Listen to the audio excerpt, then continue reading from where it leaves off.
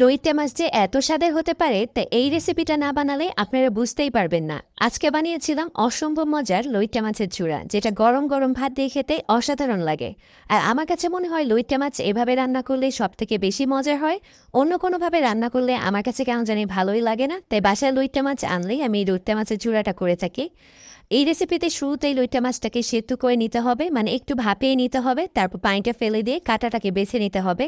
এবার আমি তেলের মধ্যে কিছুটা জিরা এবং শুকনা মরিচ নিয়ে নিলাম, এগুলোকে ফোড়ন তুলে নিব। আর এখন দিয়ে দেবো বেশ খানিকটা পেঁয়াজের কুচি। এই রান্নায় কিন্তু পেঁয়াজ কুচির পরিমাণটা একটু বাড়িয়ে দিতে হবে, তাহলেই কিন্তু খেতে ভালো লাগবে। তো পেঁয়াজ কুচিটা একটু নরম হয়ে আসলে দিয়ে দিচ্ছি আদা বাটা এবং রসুন বাটা। হাফ চা চামচ পরিমাণে আদা বাটা এবং হাফ চা চামচ পরিমাণে রসুন বাটা দিয়েছি।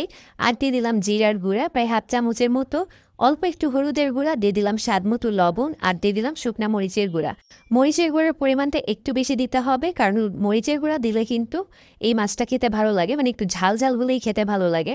তো মশলাটাকে এখন একটু কষিয়ে নিব পানি ছাড়াই। যখন হালকা একটু কষানো হয়ে যাবে, তারপর আমি এখানে পানি দিয়ে কষিয়ে নিব। তো পানির পরিমাণটা কিন্তু আমি অল্প দিয়েছি।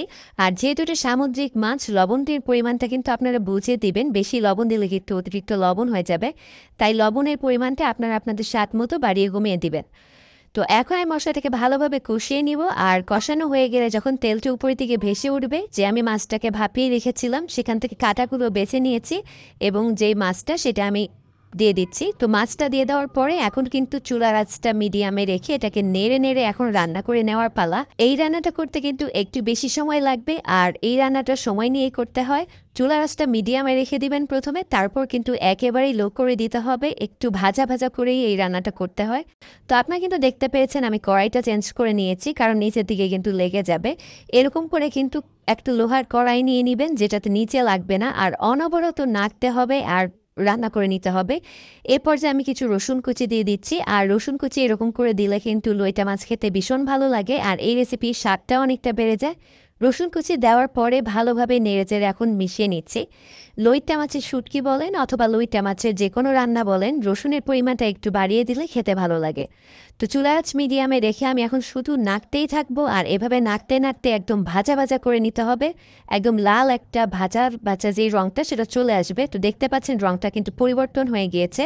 আর এই লইট্টা মাছের ঝুড়ে এখন প্রায় হয়ে এসেছে। এই পর্যায়ে আমি কিছু লেবু পাতা দিয়ে দিচ্ছি। ৩টার মতো লেবু পাতা আমি একটু ছিঁড়ে দিয়ে দিলাম। আর লেবু পাতাটা দিলে অসম্ভব সুন্দর একটা সুঘ্রাণ পাওয়া যায়, যেটা কিন্তু এই খাবারের স্বাদ আরও বাড়িয়ে দেয়। তো এখন লেবু পাতা দেওয়ার পরে আর বেশিক্ষণ নাড়ানাড়ি করতে হবে না, জাস্ট এরকম একটু নেড়ে চেড়ে লেবুর পাতা থেকে সুন্দর সুঘ্রাণটা বের হয়ে আসলেই কিন্তু এই লইট্টা মাছের ঝোড়া একেবারে তৈরি হয়ে যাবে। আর এটা হলে আমাদের বাড়িতে আর অন্য কোনো তরকারির আর সেদিন প্রয়োজন হয় না। একেবারে গরম গরম ভাতের সাথে কী যে দারুণ লাগে খেতে, আপনারা না খেলে বুঝতেই পারবেন না। আর এখন তো বাজারে অনেক লইট্টা মাছ পাওয়া যাচ্ছে, আপনারা অবশ্যই এভাবে লইট্টা মাছটা বাসায় একদিন ট্রাই করে দেখবেন। আশা করি আপনাদেরও অনেক ভালো লাগবে। সেই পর্যন্ত সবাই ভালো থাকবে। আল্লাহ হাফেজ।